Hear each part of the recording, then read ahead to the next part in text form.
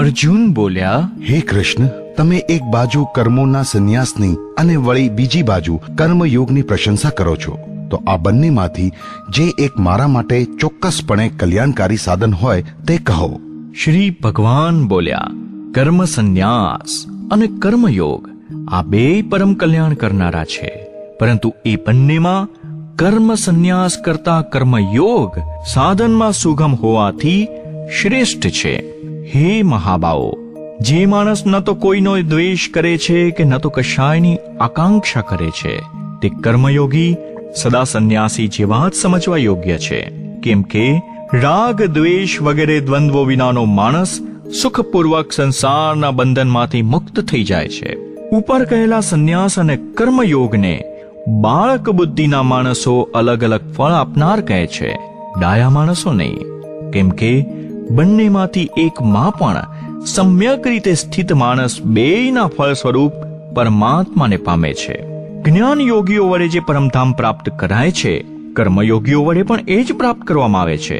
આથી જે માણસ જ્ઞાન યોગ અને કર્મયોગને ફળ રૂપે એક જ જુએ છે, તે જ યથાર્થ જુએ છે. તેમ છતાં પણ હે મહાબાઓ, કર્મયોગ વિના સંન્યાસ પ્રાપ્ત કરવો મુશ્કેલ છે. જ્યારે ભગવત સ્વરૂપનું મનન કરનાર કર્મયોગી પરબ્રહ્મ પરમાત્માને વિના વિલંબે પામી જાય છે, જેનું મન પોતાને વશ છે, જે જીતેન્દ્રિય છે, જેનું અંતઃકરણ વિશુદ્ધ છે, સગળા પ્રાણીઓના આત્મા સ્વરૂપ પરમાત્મા જ જેનો આત્મા છે, એવો કર્મયોગી કર્મ કરતો હોવા છતાં પણ તેનાથી લેપાતો નથી. તત્વને જાણનારો સાંખ્ય યોગી તો જોતા, સાંભળતા, સ્પર્શ કરતા, સૂંઘતા, જમતા, ચાલતા, ઊંઘતા, શ્વાસ લેતા, બોલતા, ત્યાગતા, ગ્રહણ કરતા, તેમજ આંખો ઉગાડતા કે મીચતા હોવા છતાં પણ સર્વ ઇન્દ્રિયો પોતપોતાના અર્થોમાં એટલે કે વિષયોમાં વર્તી રહી છે એમ સમજીને નિશંકપણે એમ જ માને છે કે હું કશું જ કરતો નથી. જે માણસ બધા કર્મોને પરમાત્મામાં જ અર્પીને તેમજ આસક્તિ છોડીને કર્મ કરે છે, એ માણસ જળથી કમળના પાંદડાની પેઠે પાપથી લેપાતો નથી. કર્મયોગીઓ મમત્વ ભાવ રાખ્યા વિનાના કેવળ ઇન્દ્રિય, મન, બુદ્ધિ તેમજ શરીર દ્વારા થનારી સગળી ક્રિયાઓમાં આસક્તિ ત્યજીને અનંતકરણની શુદ્ધિ માટે જ કર્મ કરે છે. કર્મયોગી કર્મોના ફળને ત્યજીને ભગવત પ્રાપ્તિ સ્વરૂપ શાંતિ પ્રાપ્ત કરે છે. જ્યારે સકામ માણસ કામનાની પ્રેરણાથી ફળમાં આસક્ત થઈને બંધાય છે. અનંતકરણ જેના વશમાં છે, એવો સાંખ્ય યોગનું આચરણ કરનાર મનુષ્ય કશું જ કરતો કે ન કરાવતો રહીને નવદ્વારોના શરીરરૂપી ઘરમાં સઘળા કર્મોને મનથી ત્યજીને આનંદપૂર્વક સચ્ચિદાનંદ ધન પરમાત્માના સ્વરૂપમાં સ્થિત રહે છે. પરમેશ્વર માણસોના ન તો કર્તાપણાને, ન કર્મોને કે ન તો કર્મ ફળોના સંયોગને સર્જે છે, પણ સ્વભાવ અર્થાત ત્રિગુણમય પ્રકૃતિ જ પ્રવર્તે છે. સર્વવ્યાપી પરમેશ્વર ન તો કોઈના પાપ કર્મને ગ્રહણ કરે છે કે ન તો કોઈના શુભ કર્મને, પરંતુ અજ્ઞાન વડે જ્ઞાન ઢંકાયેલું છે, એનાથી જ બધા અજ્ઞાની મોહ પામે છે.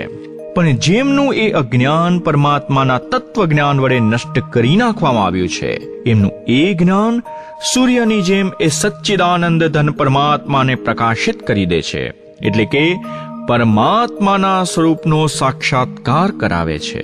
પરમાત્મામાં જેમનું મન તદ્રુપ થઈ ગયું છે, પરમાત્મામાં જેની બુદ્ધિ તદ્રુપ થઈ રહી છે, અને સચ્ચિદાનંદ ધન પરમાત્મામાં જ જેમની નિરંતર એકાત્મ ભાવે સ્થિતિ છે, એવા પરાત્મ પરાયણ મનુષ્યો જ્ઞાન દ્વારા પાપ રહિત થઈને અપુનરાવૃત્તિને એટલે કે પરમ ગતિને પામે છે.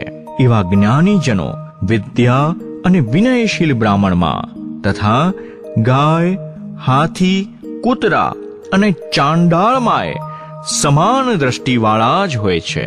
જેમનું મન સમભાવમાં સ્થિત છે, તેમણે આ જીવંત અવસ્થામાં જ સકળ સંસાર જીતી લીધો છે.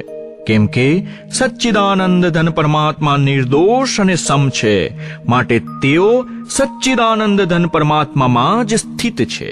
જે માણસ પ્રિયને પામીને હરખાય નહીં, તેમજ અપ્રિયને પામીને અકળાય નહીં, તે સ્થિર બુદ્ધિનો અને સંશય વિનાનો બ્રહ્મવેતા મનુષ્ય સચ્ચિદાનંદ પરબ્રહ્મ પરમાત્મામાં એકાત્મ ભાવે કાયમ સ્થિત છે.